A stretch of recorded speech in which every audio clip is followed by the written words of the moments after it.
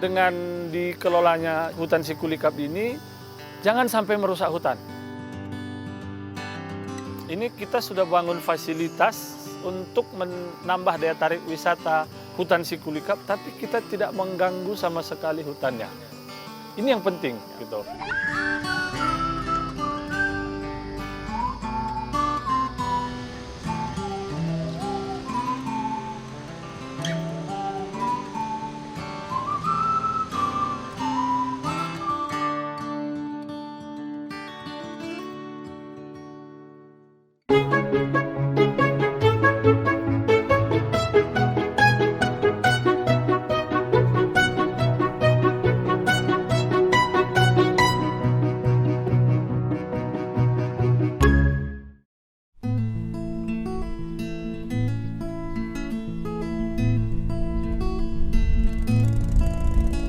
Selain dikenal dengan tanahnya yang subur, Kabupaten Karo, Sumatera Utara juga dikenal sebagai daerah pariwisata dengan keindahan alamnya yang memukau.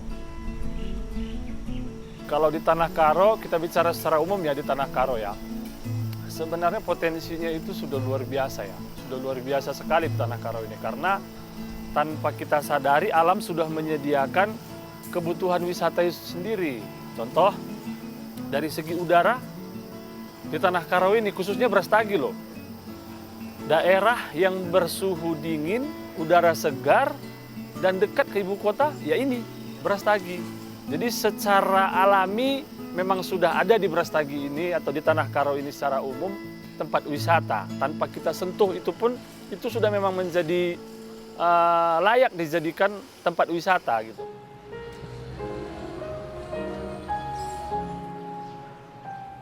Desa Daulu, Kecamatan Brastagi, menyimpan potensi wisata alam yang menakjubkan. Desa ini memiliki kontur wilayah yang berbukit, dikelilingi hutan yang masih asri, serta memiliki air terjun yang oleh masyarakat setempat diberi nama Sikulikap.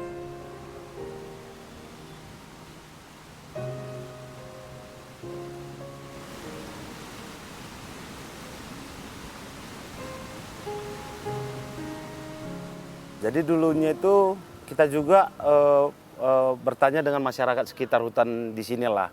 Kenapa sih namanya Sikulikap katanya. Rupanya Sikulikap itu berawal dari satwa endemik di sini. Satwa endemik sejenis hewan primata. Hewan primata, kalau bahasa Indonesianya itu lutung kelabu. Ini sejarahnya sedikit, walaupun saya nggak berani bilang ini akurasinya tinggi ya, karena kan ini cerita-cerita dari orang tua kita gitu. Tahun 80-an ini dikelola oleh pemerintah Kabupaten Karo. Pada saat itu mereka buat jalan setapak terus ke air terjun, karena mungkin pada saat itu teknologi belum secanggih sekarang sehingga informasi nggak secepat sekarang ya. Jadi tapi pada saat itu memang apa dibilang ya, wisatawan lokal cukup ramai pengunjungnya kemari. Cuman mungkin karena pengelolaannya pada saat itu belum maksimal sehingga rate-nya menurun terus. Kalau tidak salah sih sekitar tahun 82 sampai 85 itu kalau nggak salah menurut informasi yang saya dengar. Jadi mulai dari tahun 85-an ke atas sudah mulai turun karena mungkin memang pengelolaannya mungkin ya tidak maksimal sehingga pengunjung semakin berkurang, dan setelah itu tempat ini memang udah tutup sama sekali. Nah, pada saat itu sehingga saya tidak tahu itu persisnya tahun berapa mulai tidak ada pengunjung, tapi ketika saya survei di tahun 2018 kondisi hutan Sikulikap dan air terjun ini sangat memprihatinkan. Saat itu kami dan teman-teman mendapati banyak sampah di sini. Jalannya longsor, aksesnya sudah tidak memungkinkan untuk orang berwisata pada saat itu gitu. Iya, ke air terjun. Sehingga tahun 2019 awal kita mulai benahi, sampai sekarang kita terus berbenah begitu ya. Adrian Surbakti dan Christian Ginting adalah sosok pemuda Tanah Karo yang memiliki perhatian terhadap pariwisata di kampung halaman mereka. Setelah mengantongi izin pengelolaan hutan, dari Kementerian Lingkungan Hidup dan Kehutanan Republik Indonesia, serta mendapat dukungan dari Dinas Pariwisata dan Kebudayaan Kabupaten Karo, mereka mulai membenahi objek wisata Sikulikap agar dapat kembali dikunjungi oleh wisatawan.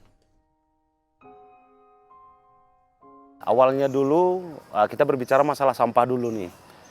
Jadi sampah-sampah di penatapan itu semua dulu di sini semua dibuang, dibuat jadi pembuangan sampah juga di bawah semua. Tontonan lah sampah yang kita bersihkan dari dalam begitu pengelolaan awal gitu. Jadi jalannya juga longsor kan kemarin. Kita tanyain longsornya kapan, berkisar 8 tahunan longsor. Jadi memang pengunjung nol, yang ada cuman mungkin ya orang-orang yang mau sendiri-sendirilah yang ke dalam gitu. Jadi baru Bang Dian buat gagasan, ayo kita benahi jalannya ke dalam, kita buat jalan mobil ke dalam gitu. Jadi itu makanya kita berawal dari kita buat jalan itu. Kita buat jalan langsung ada orang yang masuk. Ini berartinya banyak juga orang penasaran gitu. Baru kita benahin terus ke belakangnya, Bang. Seperti yang kita lihat sendiri sekarang ya, ini kita sudah bangun fasilitas untuk menambah daya tarik wisata hutan Sikulikap, tapi kita tidak mengganggu sama sekali hutannya. Ini yang penting gitu. Kalau misalnya tadi ini kita tebang ini kan sudah merusak namanya, sudah tidak bahkan dengan menebang kita menghilangkan nilai jualnya kalau menurut saya. Nah, kita hanya perlu menata supaya ini tetap asri namun layak untuk dikunjungi gitu. Kan hanya membangun jalan misalnya jalan setapak yang tidak mengganggu. Kita bisa membangun areal jalannya tidak mengganggu pohon di sela-sela pohon. Justru itu yang menjadi daya tarik menurut saya gitu. Jadi nanti jangan pernah misalnya kita nih ada misalnya teman-teman yang lain mau mengelola hutan, wah ini saya tebang. Oh itu jangan. Justru dengan menebang kita akan menghilangkan daya tarik wisata itu sendiri. Itu yang saya maksud gitu. Sehingga ini memang harus kita lestarikan. Yang kita jual ini bahwasanya ya lestarinya hutan ini yang kita jual. Gitu. Karena kan orang sudah bosan dengan hiruk pikuk kota ya. Ketika masuk ke hutan apalagi yang masih asri seperti ini, mereka punya rasa kepuasan tersendirilah menurut saya.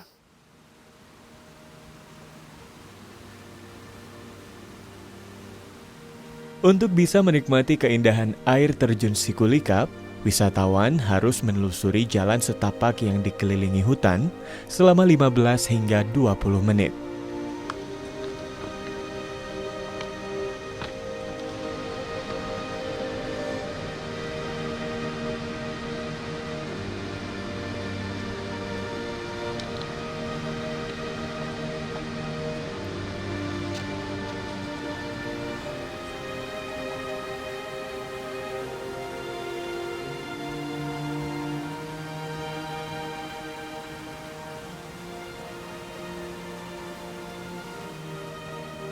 Yang pertama, yang objek utamanya sudah pasti air terjun ya, karena memang sudah ada air terjun di situ. Tapi di samping itu, saya melihat hutannya masih sangat bagus dan menarik loh. Ini hutan yang bisa dibilang masih sangat alami dan belum tersentuh sama sekali gitu. Dan konturnya juga saya lihat cantik gitu. Tidak membosankan. Kalaupun kita tata hutan ini menjadi hutan yang sebagai tempat wisata menurut saya sangat layak dibanding tempat lain yang memang sudah dikelola terlebih dahulu gitu seperti Hutan Pinus Jogja, Taman Cikole di Bandung. Jadi saya lihat di sana, saya lihat juga di sini akhirnya wah ini layak nih. Kenapa tidak kita kelola? Ya itu sebenarnya yang menjadi awal dasar pemikiran saya untuk mengelola hutan ini gitu. Saya lebih fokus ke pengelolaan hutannya sih. Kalau air terjun ya kita biarkan itu alami, biarlah dinikmati secara alami oleh pengunjung gitu. Tapi hutan akan kita tata lebih baik ke depannya gitu.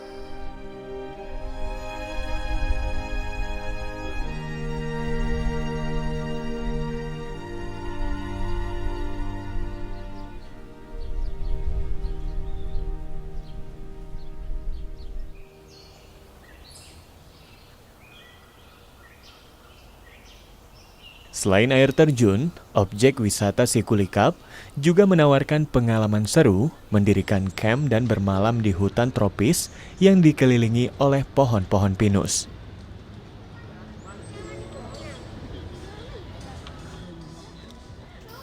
Fasilitas yang kita siapkan sih sebenarnya belum begitu banyak sampai saat sekarang ya. Tapi kalau teman-teman mau bercamping, kita udah sediakan beberapa lokasi untuk bercamping gitu. Seperti fasilitas umum juga udah kita sediakan seperti kamar mandi walaupun belum maksimal ya. Seperti ini tadi ada kafe, ada saung-saung pondok-pondok untuk misalnya ada keluarga yang mau makan, menikmati santapannya di tengah hutan, kita sediakan sudah saung-saung pondok-pondokan. Akses jalan sudah kita perbaiki lah dan kita bangun sebagian sedemikian rupa.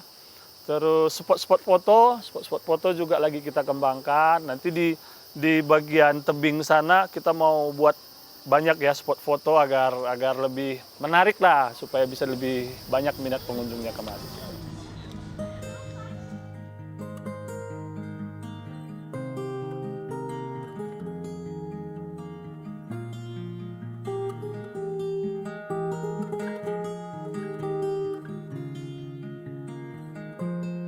Sejak tempat-tempat pariwisata dibuka kembali, kawasan wisata alam Sikulikap mulai ramai dikunjungi wisatawan. Rata-rata mencapai 20.000 hingga 30.000 pengunjung tiap bulannya.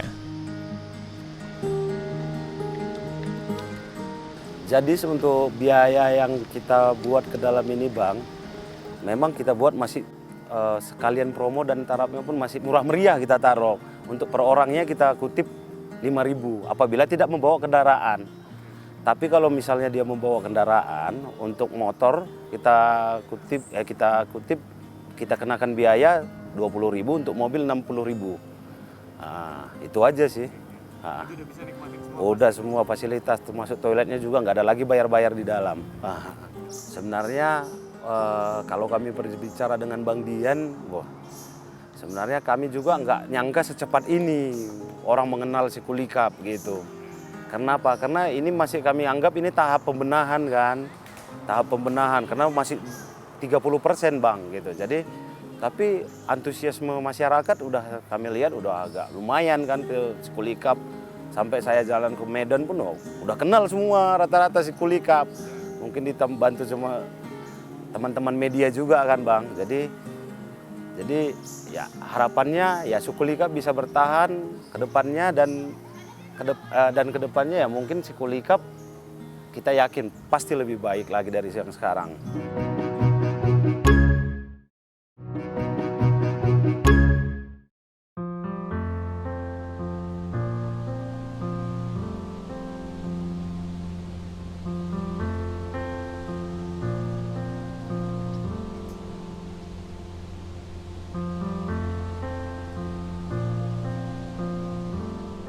Selain keindahan alam, objek wisata Sikulikap juga menawarkan pengalaman baru bagi Anda penikmat kopi.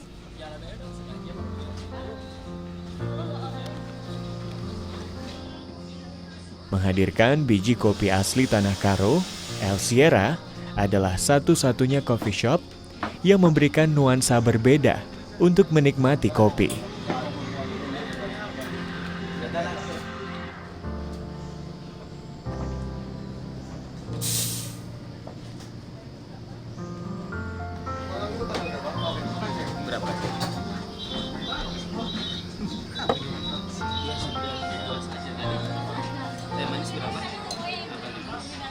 Ini kan awalnya kan dibuat untuk melengkapi sarana untuk Sikulikap aja. Ada orang datang ke bawah, naiknya kan lumayan capek, jadi untuk istirahat. Yang kita sediainlah sarana untuk istirahat, sekalian minum-minum teh biasa awalnya, sama kopi seadanya. Ini nggak bisa dipungkirin Bang, satu-satunya ciri khasnya itu yang ngopi di hutan. Karena kita didukung sama alam ya, ini nggak bisa di-create di mana gitu, karena Tuhan yang create kan alamnya gitu. Jadi emang unggulan kita suasana ngopinya di hutan gitu. Kalau kopi kan di mana-mana sekarang udah ada. Dan mungkin semua kedai-kedai kopi pasti enak-enak semua. Cuman Di sini kita kelebihannya nyaman karena suasananya di hutan dan memang kebanyakan orang sini emang mau, kalau istilahnya sekarang anak sekarang mau healing lah ya. Nyantai gitu, Pak. Kalau kopi di Ler Sierra kita adanya dari Syosar sama dari Lingga sih, Bang. Utamanya dari situ, dari itu dua.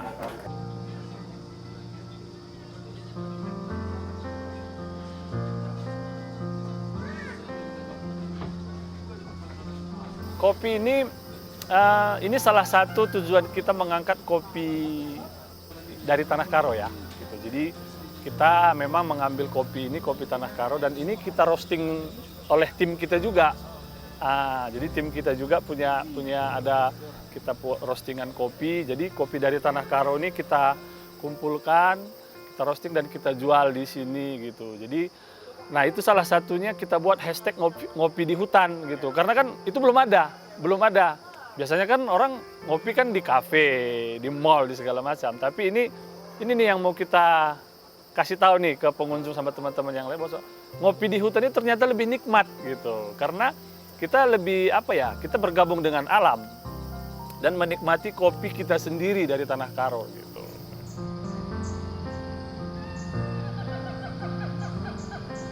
Mengelola objek wisata sekaligus menjaga dan melestarikan hutan tentu bukan urusan yang mudah. Dibutuhkan peran aktif dari masyarakat, khususnya wisatawan, agar objek wisata ini dapat terjaga dan dinikmati oleh masyarakat luas.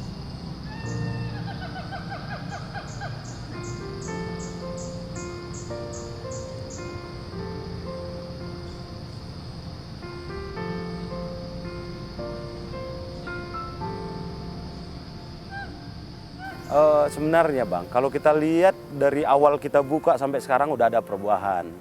Udah ada perubahan. Kenapa? Karena banyak udah sekarang yang membawa sampahnya sendiri dan dikumpulin di depan tempat sampahnya ini ya Bang, sampah kami. Tapi kalau masalah sampah ya banyak juga ada juga lah yang sampahnya masih dibiarinnya. Itulah pihak pengelola, kita lah yang negur mereka. Memang kita agak sedikit keras kalau masalah sampah di sini Bang.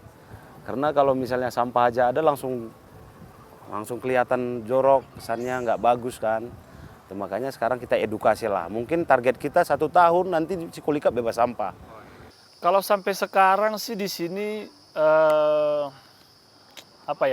banyak bisa dibilang salah satunya masyarakat sekitar belum begitu memahami ya dampak positif dari berkembangnya bisnis wisata ini gitu. Tapi ya itu memang challenge buat kita juga, tantangan buat kita gitu. Kalau dari sisi masyarakatnya itu sih selama ini yang udah pernah kita rasakan.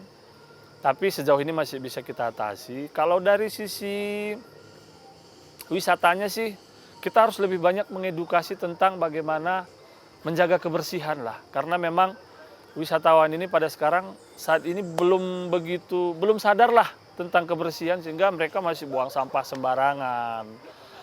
Termasuk pedagang-pedagang di sekitar kita ya. Ya datang kemanapun ke tempat objek wisata yang ada di Karo ya kita harapkan ya kepedulian terhadap lingkungan harus kita perhatikan. Sampahnya jangan sembarangan. Jadi kalau untuk tempat umum ya apa aturan-aturan yang ada di objek tersebut ya harus kita ikutkan semua. Itu aja supaya kita berkembangnya bareng-bareng.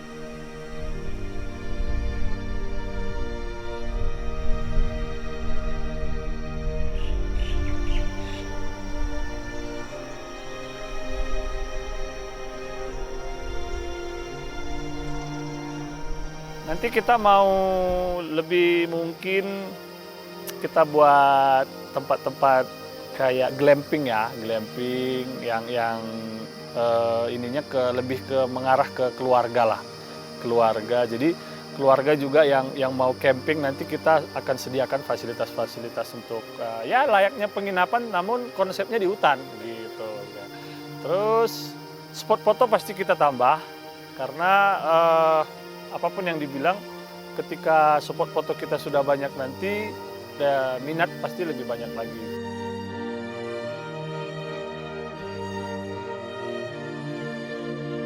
Dengan dikelolanya hutan Cikulikap ini, saya lihat masih banyak juga masyarakat yang sudah berminat nih untuk mengelola hutan.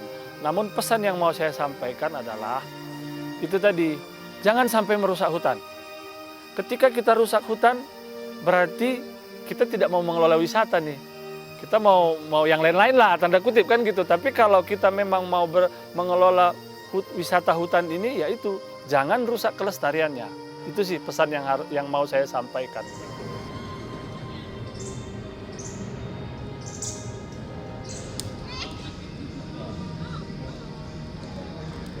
Sebenarnya kalau sampai sekarang sih otomatis ya, ketika satu usaha itu hidup, otomatis itu akan menyerap minimal tenaga kerja. Tapi di sini saya pandang lebih dari itu. Kenapa? Jadi begini nih, ketika wisata Sikulikap ini hidup, pasti masyarakat, pengunjung kan sudah banyak nih kemari. Masyarakat di sekeliling ini kan semakin besar peluang usaha bagi mereka, karena pengunjung sudah banyak. Aktivitas wisatawan sudah di sekitaran, kan ada desa juga di dekat Sikulikap ini ya. Jadi aktivitas wisatawan kan semakin tinggi di situ. Peluang usaha bagi mereka masyarakat yang mau berusaha, menurut saya itu akan sangat besar dampaknya untuk ekonomi mereka. Gitu.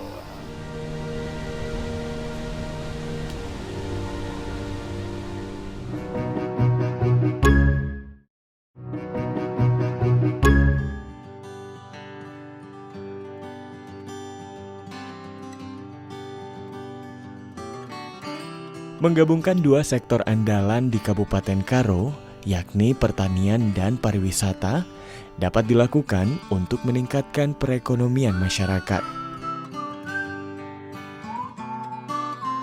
Terus ya, yang penting menurut saya satu lagi bahwasannya penting nih gitu. Kalau Dinas Pariwisata ini mengedukasi masyarakat yang punya lahan dan memang potensi untuk dikembangkan sebagai tempat wisata. Karena menurut saya di Tanah Karo ini, kalaupun tidak ada objek misalnya air terjun, gunung, air panas, dan segala macam, ketika mereka mengelola lahan pertaniannya dengan baik, itu menjadi peluang-peluang yang bisa dimanfaatkan oleh masyarakat Tanah Karo ini dengan banyaknya pengunjung yang datang ke Tanah Karo gitu.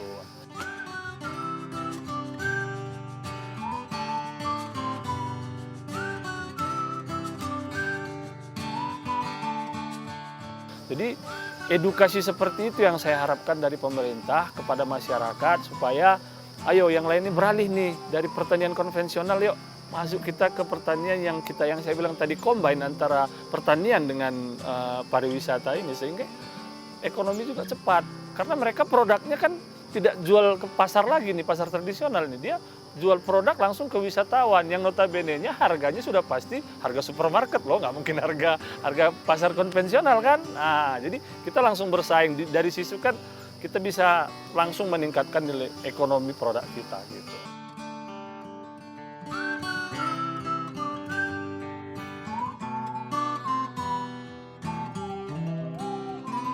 Alam senantiasa memberikan segala yang dibutuhkan oleh manusia. Untuk itu, menjaga dan melestarikan alam adalah hal yang mutlak dilakukan untuk keberlangsungan hidup seluruh makhluk yang ada di bumi. Ngopi bro? Pas sekali nih.